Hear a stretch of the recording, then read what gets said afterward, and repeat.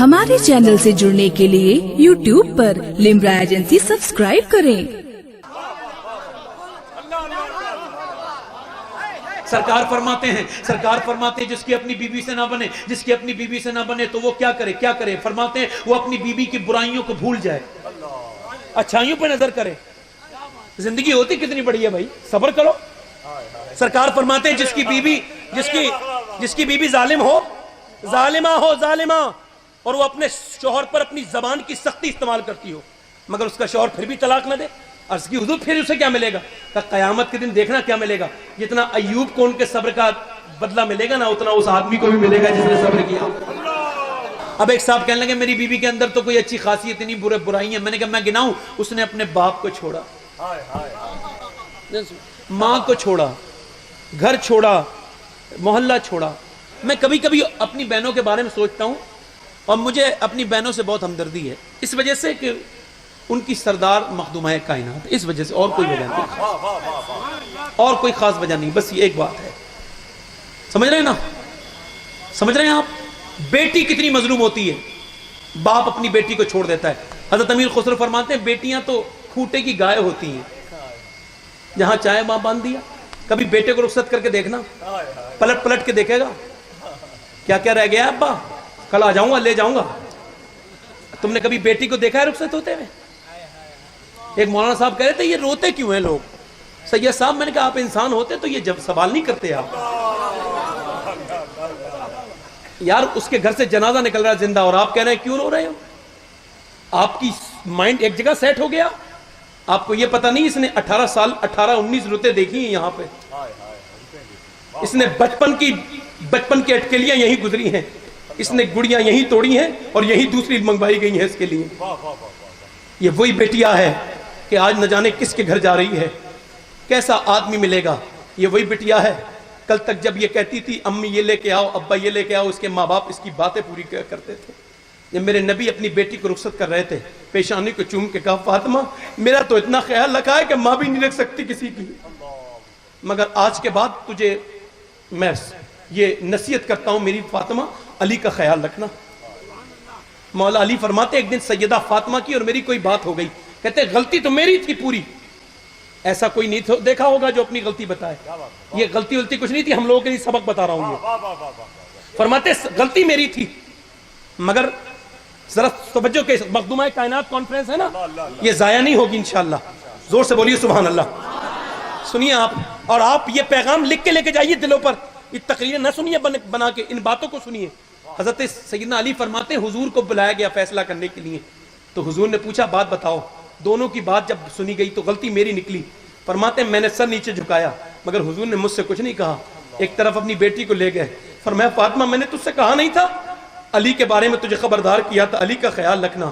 فرماتے ہیں حضرت علی کہ آقا حضور کے اس اخلاق پہ میں قربان چلا گیا، میں نے جا کے دست مبارک پکڑ لیے اور چوم کے کہا آقا آپ سیدہ کو کیوں کہتے ہیں، غلطی تو میری ہے، میں ہی آج کے بعد یہ غلطی نہیں کروں گا۔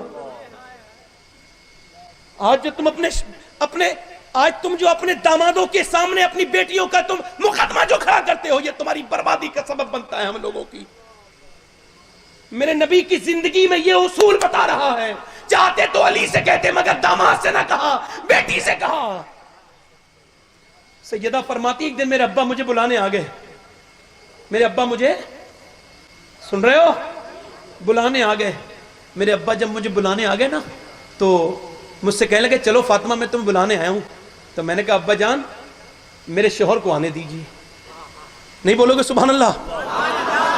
بولو تقریر یہاں پہ ختم ہو گئی نہیں ہو گئی؟ یہاں پہ بات پوری ہوئی کہ نہیں ہوئی؟ بولو ذرا غور تو کرو، بلانے کون آیا ہے؟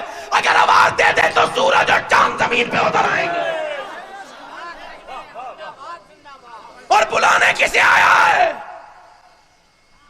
پوری کائنات کے اندر بڑی ذمہ داری کے ساتھ عرض کرتا ہوں، اقبال کہتا ہے مریم از یک نسبت عیسیٰ عزیز، از سائے نسبت سیدہ زہرا عزیز۔ اقبال کہتا ہے ایک نسبت کی وجہ سے مریم مقدس ہے، عیسیٰ کی ماں ہے، مگر یہاں فاطمہ کا مرتبہ تو دیکھو، نبی کریم کی آنکھوں کی ٹھنڈک ہے، علی کی بیوی ہے، حسین کی والدہ ہے، مگر کیا کہہ رہی ہیں؟ میرے ابا، اور یار جھگڑے ختم نہ ہو جائے نا تو قیامت کے دن دامن تھام لینا. بات تو وہی ہے نا، تمہارے گھر میں اب سیریل والی عورتوں کا ذکر ہوتا ہے، ان کے کپڑوں کی باتیں ہوتی ہیں، کبھی ختیجہ کی بات نہیں ہوتی کیسے فاقے کرتی تھی، کبھی سیدہ فاطمہ کی بات نہیں ہوتی، کبھی سیدہ عائشہ کی بات نہیں ہوتی.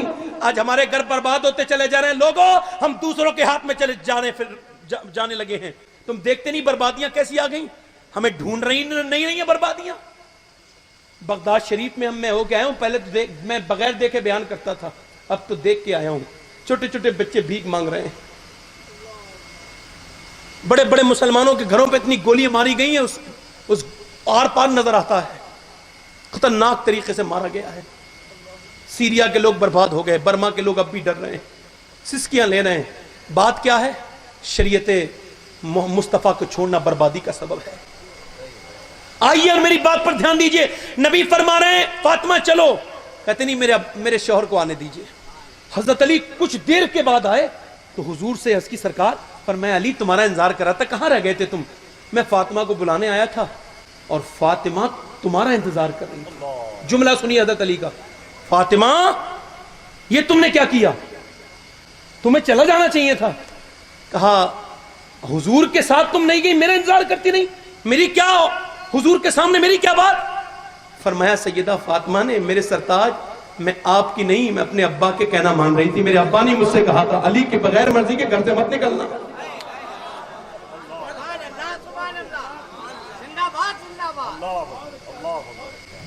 سن رہے ہیں آپ؟ جب یہ بیٹی اپنے گھر میں ہیں، مسکرا کے کہہ دو سبحان اللہ، دل لگا کے کہہ دو سبحان اللہ. کہاں ہے؟ اپنے گھر میں ہیں. سیدہ خاتون جنت اپنے گھر میں ہیں. اللہ اکبر. پڑوس سے رونے کی آواز آ رہی، کوئی رو رہا ہے. سید صاحب کوئی رو رہا ہے. پوچھا کون رو رہا ہے؟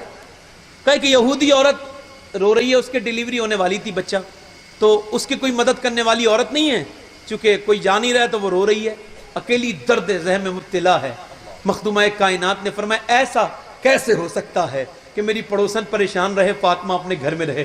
سیدہ گھر سے نکلی اور نکلنے کے بعد اللہ اکبر، ذرا غور کریں، اس کے گھر چلی گئی، دیکھا تو تڑپ رہی ہے، بلک رہی ہے، مچل رہی ہے، رو رہی ہے. خاتون جنت نے اس روتی مچلتی بلکتی روتی بھی لڑکی کو، عورت کو دیکھا، اس کے سر پہ دست مبارک رکھ دیا، دست شفقت رکھ دیا، دست برکت رکھ دیا. اللہ اکبر. وہ تڑپ رہی تھی. علامہ حسن کہتے ہیں دل درد سے بسمل کی طرح لوٹ رہا ہو، سینے پہ تسلی کو تیرا ہاتھ دھرا ہو. خاتون جنت نے جو ہے سر پہ اس کے ہاتھ رکھا، بچہ پیدا ہو گیا. پھر نبی کی بیٹی نے گود میں لے لیا، پھر بچے کو نہلا دیا. اوے یار صاحبہ ایک بات بتاؤ، اسے بچے کو تھوڑی پاک کیا ہے، اس کی نسلوں کو پاک کر دیا ہے. اللہ اکبر. اس بچے کو گود میں لے لیا. میں کہتا ہوں پیدا ہونے والے بچے تو بہت پیدا ہوئے ہیں، مگر اے پیدا ہونے والے، تیری تو پیدائش کی معراج ہو گئی ہے. تو پیدا ہوا ہے، خاتون جنت نے تجھے گود میں لے لیا ہے، مخدومہ کائنات نے گود میں لے کے نہلا دیا. نہلانے کے بعد اس کے گھر میں جھاڑو لگا دی.